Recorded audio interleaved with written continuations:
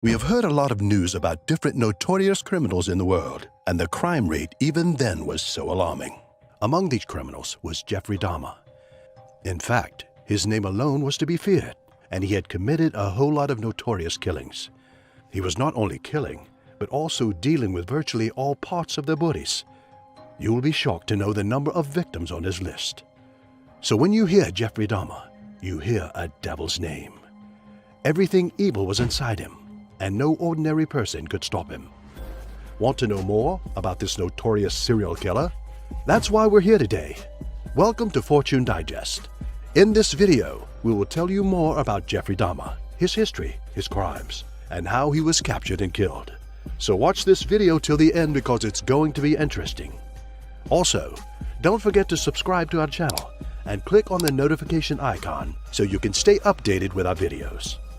Jeffery Lionel Dahmer, who was also referred to as the Milwaukee Cannibal or the Milwaukee Monster, was an American serial killer and sex offender. By most accounts, Dahmer had a normal childhood. However, he became withdrawn and uncommunicative as he got older. Let's begin with his early life. Dahmer began to show little to no interest in social interaction and hobbies when he reached the adolescent stage. He did not move close to people. All he kept doing was examining animal carcasses and drinking heavily for entertainment. Well, he kept drinking even till he ended high school. But one thing was that his drinking did not stop him from graduating in 1978. Thereafter, his father forced him to enroll in the Army, where he served as a combat medic in Germany from 1979 to 1981. You will also expect more problems. Well, he didn't leave his habit with him. He was later discharged and moved back home to Ohio. After his drinking continued to cause problems, his father sent him to live with his grandmother in West Allis, Wisconsin. By 1985, he was frequenting gay bathhouses where he would drug men, rape them as they lay unconscious. Although he was arrested twice for indecent exposure incidents in 1982 and 1986, he also faced probation and was not charged for the rapes. All right, before his first murder, Jeffrey Dahmer had already committed many crimes, but that was just the tip in his executions. The major factor was the murder occurrences. So let's talk about his first murder. Jeffrey Dahmer was still a teenager when he committed his first murder. Precisely, he was 18 years old when this happened. Due to his parents' unfolding divorce that summer, Dahmer was left alone in the family home. When he was home, he used the opportunity to act on the dark thoughts that had been growing in his mind. He picked up a hitchhiker named Stephen Hicks. He then offered to take Hicks back to his father's house to drink beer.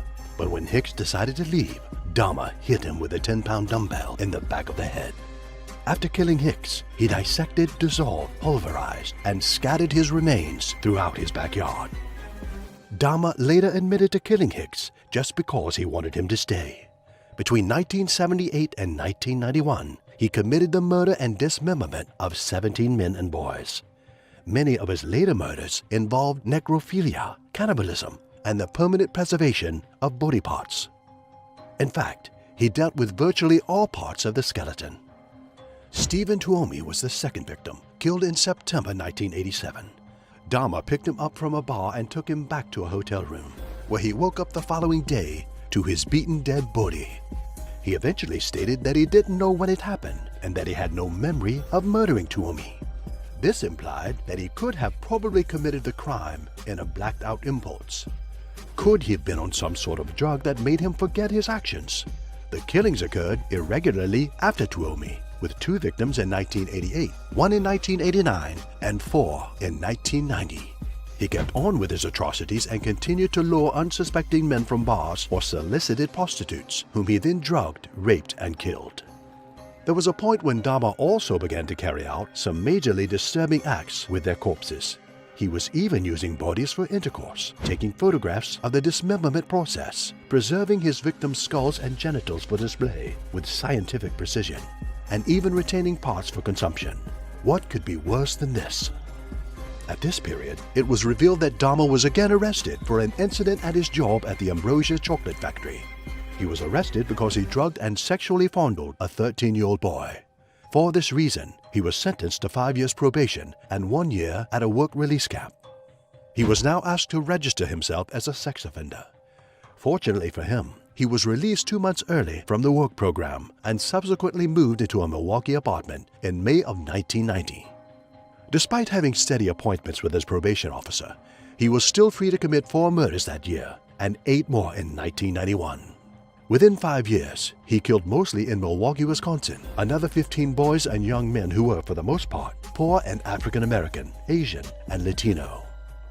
Understandably, several other serial killers had claimed more victims' lives, but Jeffrey Dahmer's crimes were particularly gruesome, and his crimes would always involve necrophilia and cannibalism. By the summer of 1991, Jeffrey Dahmer began to kill around an individual per week. He became infatuated with the idea of his ability to keep turning his victims into zombies to act as youthful and submissive sexual partners. His method of killing became more gruesome. In fact, he used a lot of different deadly methods, boiling water into their brains, drilling holes into their skull, and injecting hydrochloric acid and lots more. Neighbors began to be so perplexed as they had to complain of strange noises and awful smells coming from Dahmer's apartment. There was a day a lobotomized victim was not attended to and even made it out onto the street to ask several people for help. However, when Jeffrey Dahmer returned, he was able to make the police believe that the irrational young man was simply his extremely intoxicated boyfriend. It was so dumb in action by the officers that they even failed to run a background check that would have revealed Dahmer's sex offender status, allowing him to narrowly escape his fate for a little while longer. The circumstances of the crimes became a subject of much controversy. Some claim that the fact that Dahmer had escaped detection for so long showed that Milwaukee police attached a low priority to investigating the disappearance of victims who were homosexual or members of racial minority groups. Dahmer was accused and indicted on 15 murder charges on January 30th, 1992. Now this may sound funny to you. It was so obvious that the evidence leveled against him was overwhelming. Even with this, Dahmer pled insanity as his defense due to the nature of his incredibly disturbing and uncontrollably impulses. Well, the judge apparently didn't buy it. Following 2 weeks of trial, the court declared him sane and guilty of 15 counts of murder. He was sentenced to 15 life terms for a total of 957 years in prison. Dahmer served his time in prison at the Columbia Correctional Institute in Portage, Wisconsin. During this time, he expressed remorse for his actions and even wished for his own death. He was even reading the Bible and declared himself a born-again Christian who was ready for his final judgment. Unfortunately for him, he was attacked twice by fellow inmates. His first attempt was to slice his neck open and left him with only superficial wounds. However, on November 28, 1994, Dahmer was attacked again by an inmate when they were cleaning one of the prison showers. He was still found alive but had lost consciousness. Sadly for him, he died on the way to the hospital from severe head trauma. Surely everything that has a beginning will surely have an end. And that was how the notorious Dahmer ended his life.